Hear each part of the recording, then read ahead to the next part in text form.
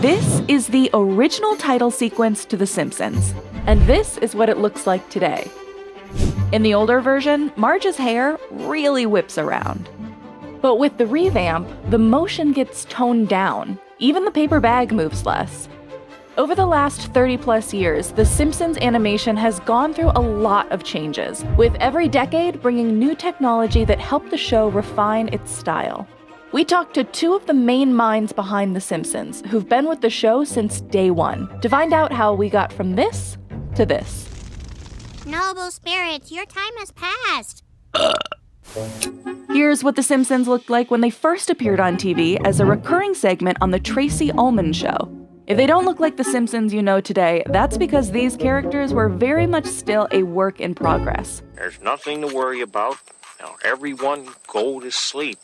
Matt Groening, the creator of The Simpsons, would sketch out the 1-minute shorts, then hand his sketches to the show's 3 animators, who together made up the show's entire animation department.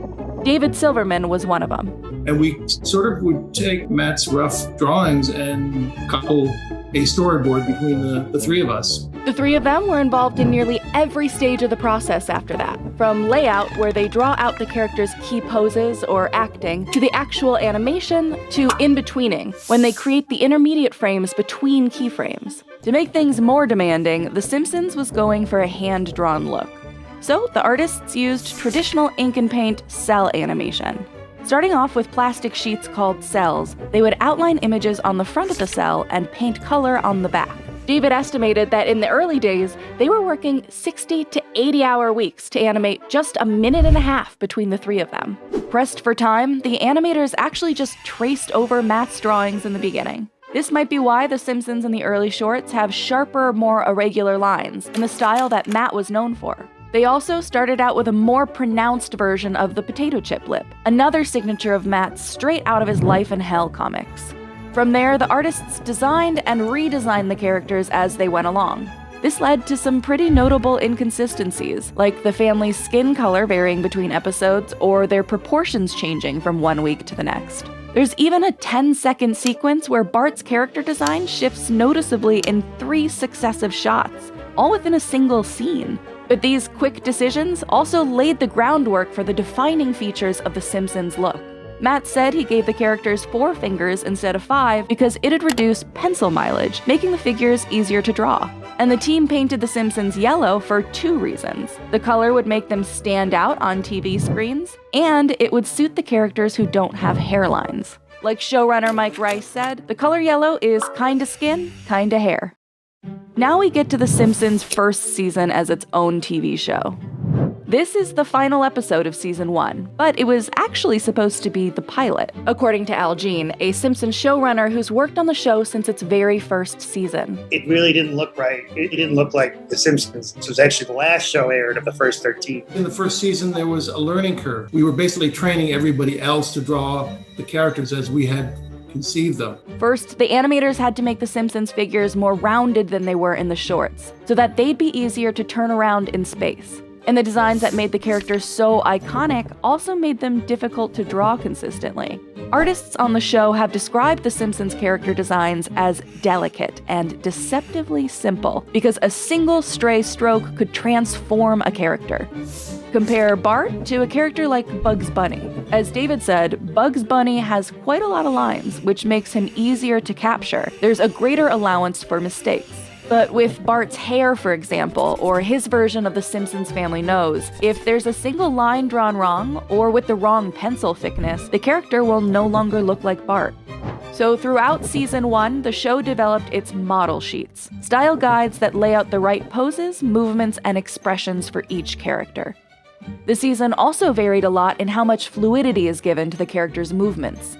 Fluid animation is when a character's lines flow smoothly, like water. There are points in season 1 where the characters are very fluid, like Ms. Botts in this scene. See that head shake she does? It's almost like the animators drew her with more frames per second than they usually do, producing this super smooth motion that stands out next to other scenes. Wacky moments like this are what many fans love most about the first season. But in season 2, those wacky moments started to become more standardized. You're living in a world of make-believe, with flowers and bells and leprechauns and magic frogs with funny little hats. By then, the show had developed an almost 500-page style Bible, laying out exactly how and how not to draw the residents of Springfield. This page lays out various no-nos for drawing Lisa, while another page defines the 8-point rule for her hair, describing how it should be clustered in groups of 3, 3, and 2 on Lisa's head. Matt also wanted to distance The Simpsons from the house styles of other animation studios, which meant movement was key. In the Disney world, characters tend to move in a springy way, like they're dancing. And other characters, like Wile E. Coyote and Bugs Bunny, had bodies that extended and snapped back like rubber bands. The Simpsons team decided to have characters with a more limited range of movements, with occasional moments of fluidity for comedic or dramatic effect. They even studied Kermit the Frog, because they liked how he could convey emotion with just a slight change in his Muppet mouth. This style still left The Simpsons plenty of room for expressiveness. According to Nelson Shin at ACOM, the South Korean studio that helps animate The Simpsons, a typical cartoon face maybe has 6 different mouths. A main character on The Simpsons can have as many as 27. The backgrounds were another challenge. If you look at like Moe's in season 1, it really does look like they're in a 2D environment. And it really looks a lot more 3D subsequently. The artwork was coming better. They're just in getting perspective to the background as opposed to looking just sort of like badly drawn.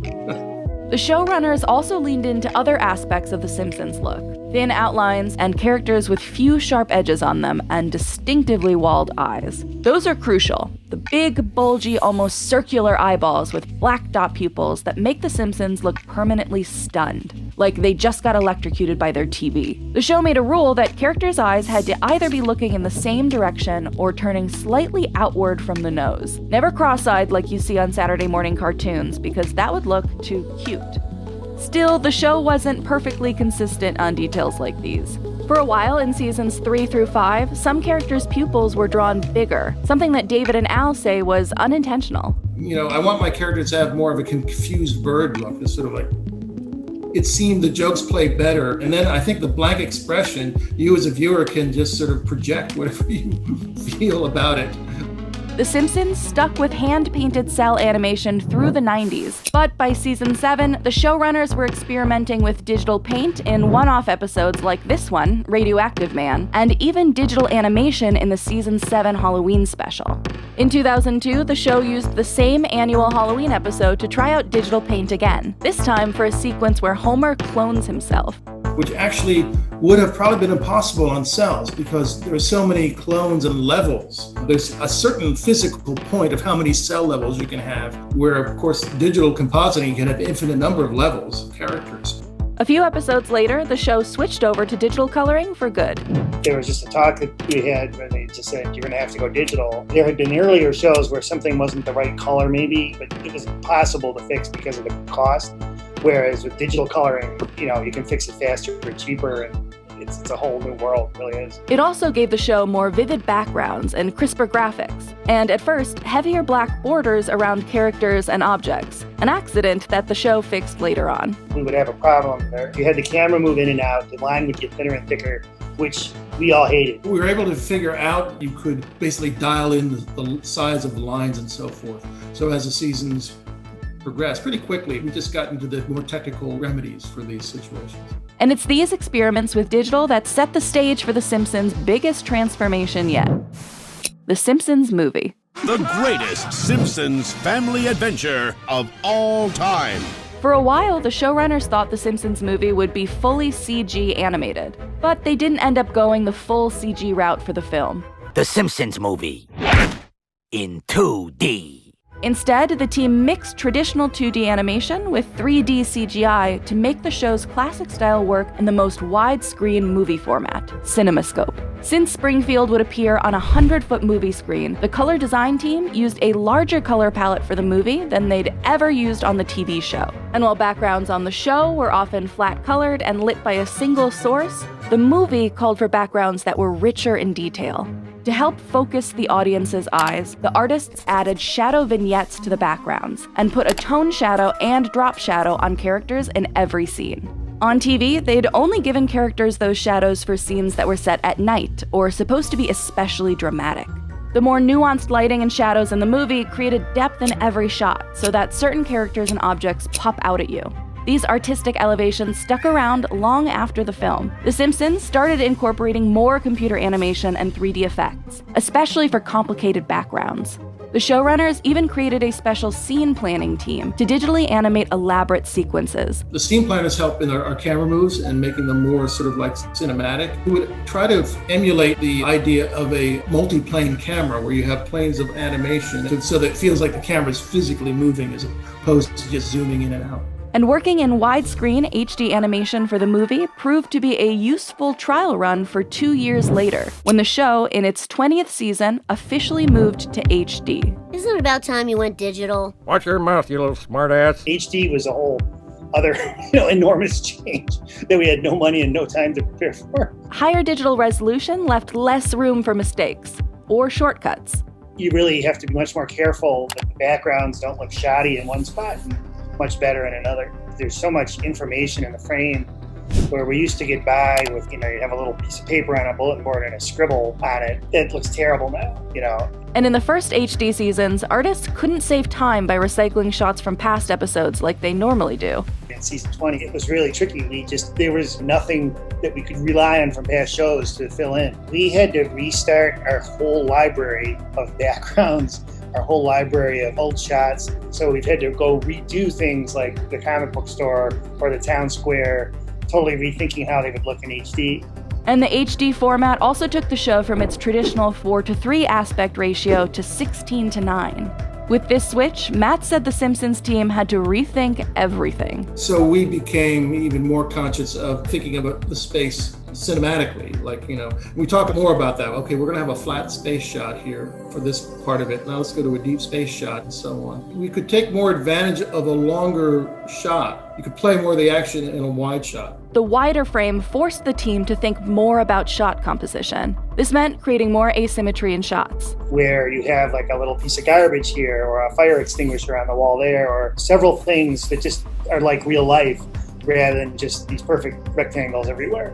The show's iconic opening was also redone for the first time since season 2. This HD makeover was somewhat controversial in the eyes of fans, who said characters like Marge looked too rigid in their movement. The movements aren't quite as fluid, yeah. And what happened there was, we said, well, we got to go to HD and we need a new main title, which is fairly lengthy. And they said, you have no money. We had to figure out ways to get it done without extra time, without extra money, and put in new things.